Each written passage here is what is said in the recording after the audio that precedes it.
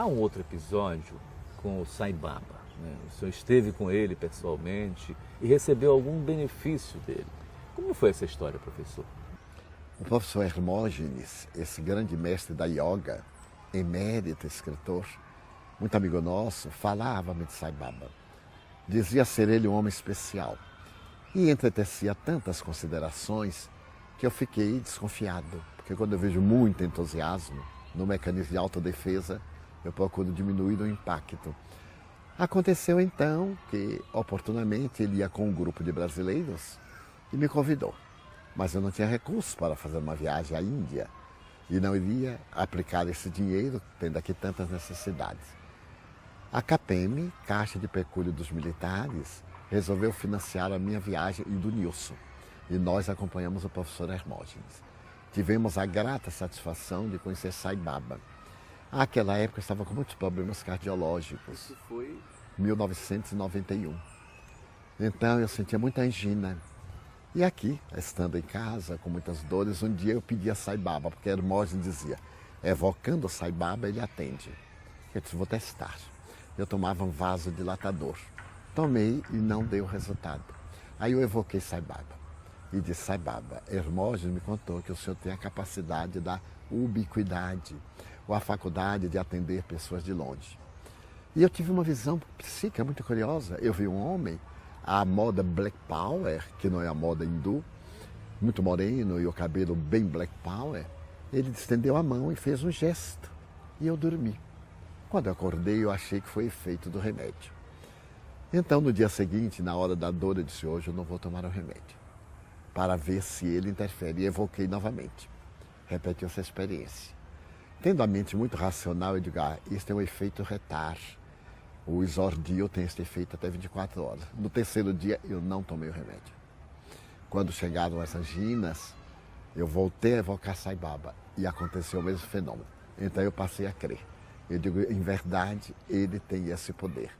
Quando eu voltei, eu fui à Índia, ele passou, era uma multidão, eu estava sentado, ele sentado no chão, em postura lótus, ele parou e olhou para mim e disse assim, nós nos conhecemos. Eu sorri para ele, não disse nada. E ele disse, nós nos conhecemos. Quantos dias vai ficar aqui? Eu disse, 5 dias. Ele disse, então espere. Na tradição indiana, a gente pegava o pé de uma pessoa com um gesto de grande respeito. Normalmente estão descalços, os gurus. Eu então, na atitude de gratidão, toquei dos pés e olhei para ele, ele sorriu.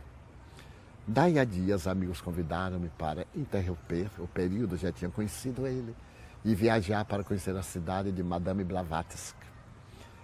E nesse dia o Sai Baba passa para atender a multidão, mais de 5.000 pessoas, e perguntou assim, quando viaja? Eu disse, amanhã. Não, eram 5 dias.